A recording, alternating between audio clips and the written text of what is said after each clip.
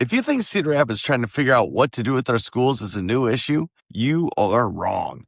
Because we've actually been doing this school shuffle for more than 170 years. So pack a lunch as we dive into Grant Wood, asking strangers for houseplants, rumors of quicksand, and even a shooting range inside a school. I'm no Rodney Dangerfield, but I am taking you back to school on this week's Behind the Address. The story of Cedar Rapids High School starts all the way back in 1855, right around what we know as Greene Square Park today.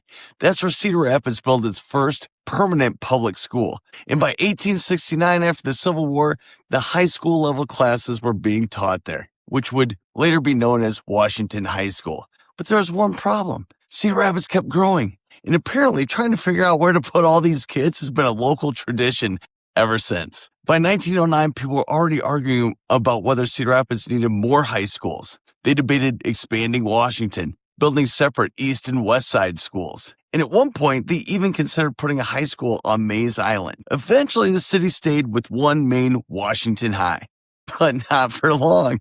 In 1915, Cedar Rapids opened Grant Vocational High School on the west side, and Grant was different. Really innovative. They could learn things like machining, carpentry, industrial baking, and other trades of the day. But the vocational concept never quite worked the way that planners had expected. Sound familiar? So Grant gradually became a more traditional high school. And amazingly, that building is still standing today. Then came the 1920s. Cedar Rapids approved a $1.5 million bond issue and built 4 enormous junior high schools around the city. McKinley, Franklin, Roosevelt, and what we know as Czech Tech and the Steelhouse, Wilson. None of those 4 were originally built to be high schools. They were junior highs. But then the Great Depression hit.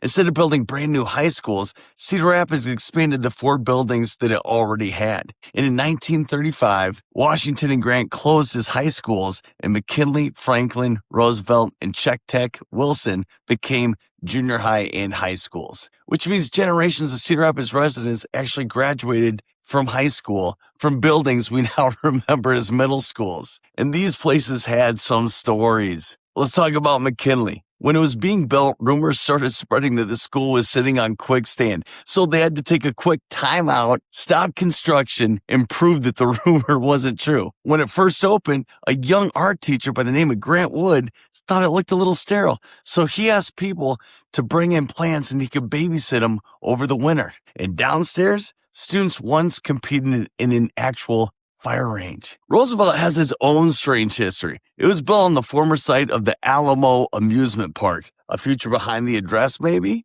And then there's Wilson with his Gothic arches, spires, and it has gargoyles. It looks more like a small college campus than a middle school. And by the 1950s, the tradition continues because Cedar Rapids has outgrown the system once again. So a new Washington High opened on Forest Drive in 1957. And a year later, Jefferson followed in April of 58. And that allowed Roosevelt and Wilson return to what they were supposed to be, junior highs. And then the city was in uproar because Kennedy split those schools when they opened in 1967. So over the last 170 years, the names have changed, the grades have changed, the buildings changed roles, and Cedar Rapids has been asking the same question the entire time. What should our schools look like? So as you drop your kids off Monday morning, do a little digging of your own on your kids' school, but not too deep because you might hit some quicksand. Till next week on Behind the Address, I'm Kyle Steele, licensed realtor in the great state of Iowa